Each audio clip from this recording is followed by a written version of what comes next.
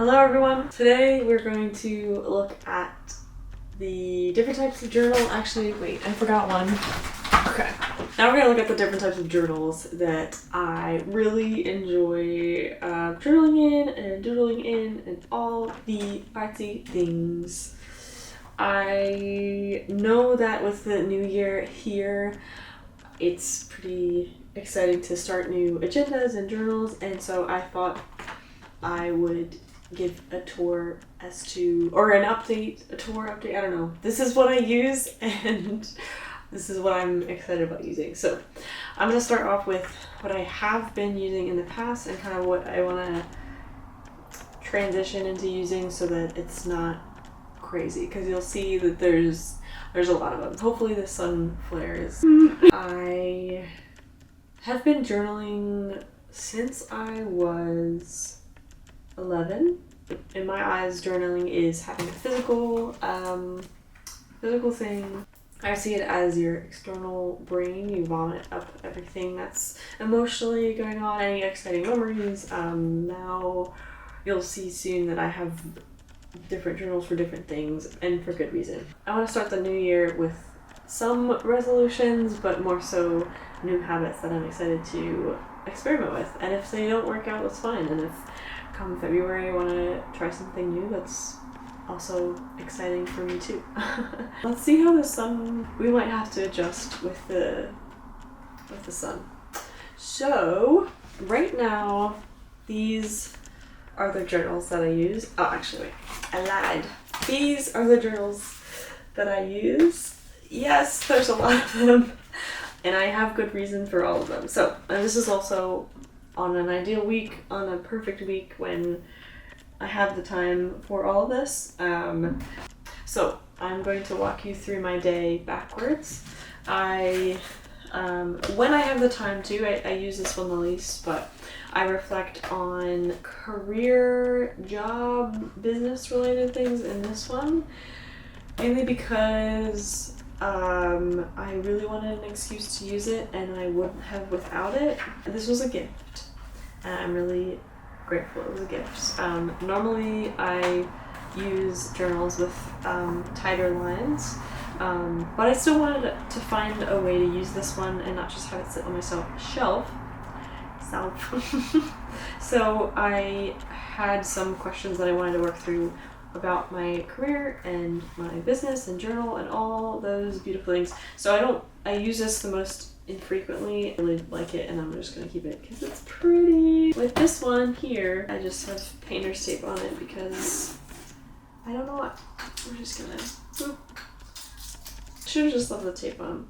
This one I use for business notes. If I have ideas. This is all like work related, so like I always have it with me. So the downsides of this one is it's very clunky. I do not need to take this with me everywhere I go, every day. Once I'm done using this as a business random notes journal, like meeting journal, I have notes on, and random papers, apparently. Maybe as a junk journal, so I'll like start collaging and pasting stuff in there.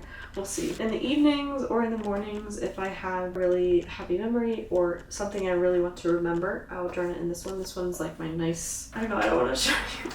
Don't read it, please. I love writing in it. This is one that I want to have as a memento. I want to look back and remember what I was thinking of, remember sweet memories. Oh, this is, I can show you the first page. So I started this September 6th. In New York. I was on a trip and I was very excited to start it, and it all began like this. We found our first small hill in New York City, and at the corner of it, a French cafe. Iced lattes in hand, we marched up to Central Park. It was mostly foiled by the construction happening. We still walked around the European-style garden that was open. In the heat, our walk slowed, and we found a free park bench to sit on, overlooking the Harlem Pier. We sat and talked for a bit. Or that there's like other good nuggets. Like, look at that. I'm surprised. I'm getting through this a little bit slower, but this is kind of where we're at. December 31st. All right, ready? This is being very vulnerable. Probably to my demise. Anyways, December 31st, 2024, 8:01 a.m. I feel very overwhelmed and incapable of doing anything. And that's what we're gonna leave it as, because I'm not gonna get into it. With this journal, it's the happy or the more thoughtful moments that I want to remember. I also used this last year. This was my first time using the Hobonichi like daily journal, and I really liked using it. I use it a lot. I have stickers and other things in it. Other stickers. Oops. So then it means that I start my day with this. I love morning pages because of the practice, and the practice specifically tied to getting a very cheap $1 notebook, opening it up and writing 3 pages kind of as fast as you can in the morning. And not saying like, oh, in the morning sometime. What I do is I wake up, I make tea or coffee, and I sit down and write. I appreciate having it separate from this because that means I have full permission to be as brutally honest as possible. Like, yes, you know, all of these are an extension of myself, an outpouring of what's going on up here in the brain. Even just the pressure of, a nice journal that I want to keep. I don't want to always say, I feel this, I don't feel like doing this, or blah, blah, blah. For example, it might be, a perfect day, and I'm just stressed about XYZ. These are the rules that I like to stick to for morning pages. Of course, I break them all the time. But I feel better, much, much better when I do stick to them. Big, wide ruled notebook that is very cheap, not super fancy. Second thing is, keep it to 3 pages. I appreciate that kind of mindset, of course, with busyness and schedules. If 1 is all you can do, 1 is all you can do, but 3 I found really gets it out of you. The other thing I want to mention is you never read it, ever.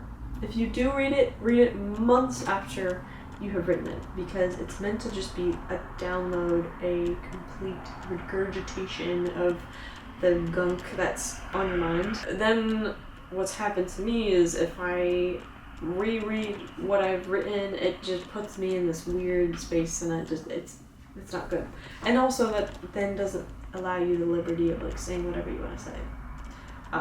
For example, this morning, I don't remember what I wrote, and I'm not going to read it, because it's not meant to be read ever. I'm sentimental enough that I don't want to like burn it.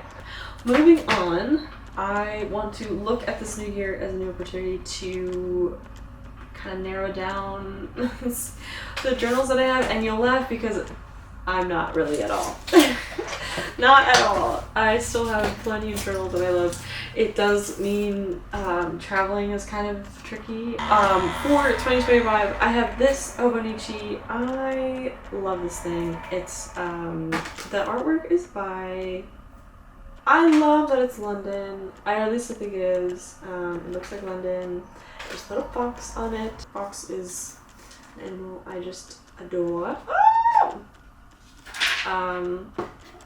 This ring is just not cooperating.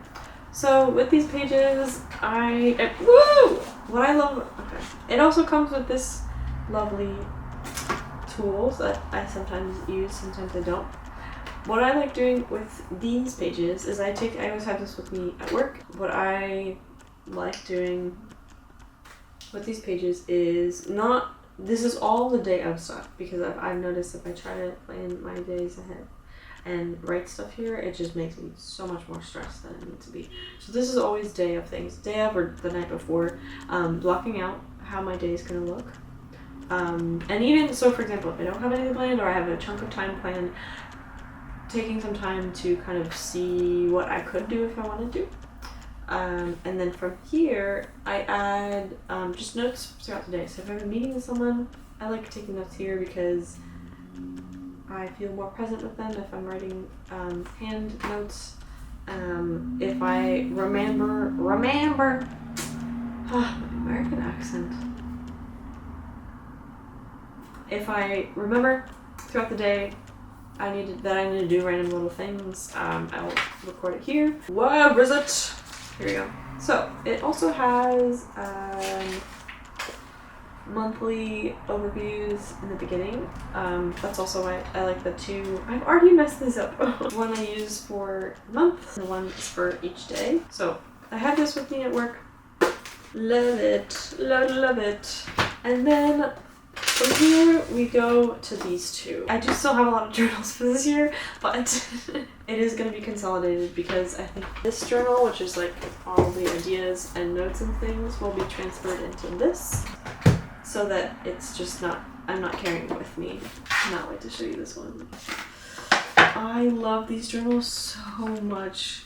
It gives me so much. Look at this.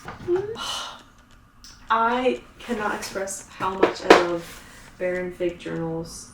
I cannot. Oh, I'm so excited to start writing this because, oh, let me tell you, it started ever so lightly, so I can right away. I can sketch. It's really great for type too, so that you can still have some sort of grid. I can easily adjust this to any story ideas I'm working on. I want to hear your thoughts or just people's opinions on, okay, separating a journal of like emotional processing and memories and like very personal things to like story ideas, just things that come to mind.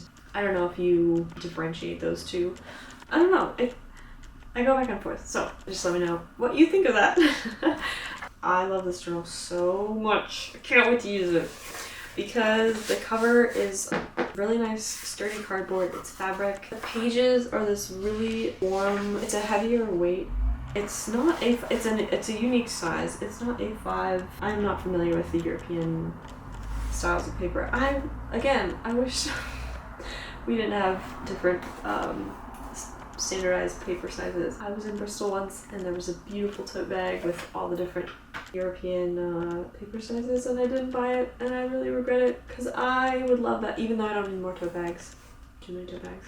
I can't wait to use this because this will be what I use to remember happy memories or good memories, bad memories, all the good memories. If I have any story ideas, it'll be easy to do like little storyboards or like sketch out the page layouts.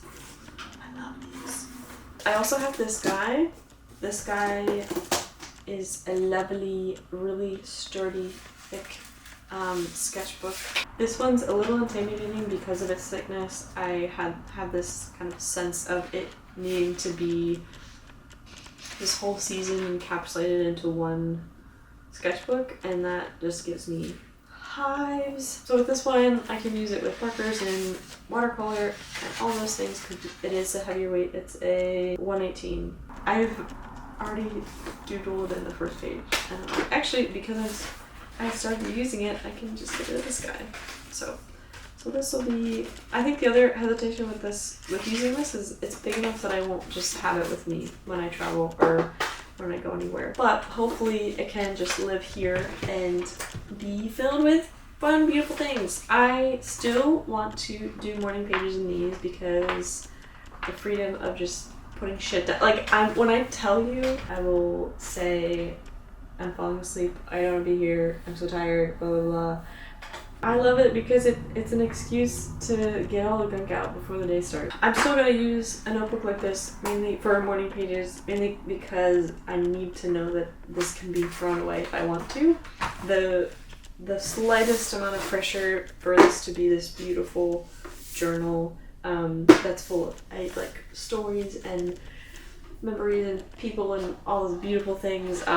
It's part of it's because I already have a few and they're gorgeous. I love them. They're so, and I don't know. Some of the writing is like okay, which is pretty big for me to say because I hate my writing, like most artists. For this year, we have all of these. I think if I do travel, which I'm hoping to travel this year, I will update how how I use these. I think ideally I would just have this one with me and then a really, really small art one. I hope you enjoyed my journal tour for 2025 and I will see you next time.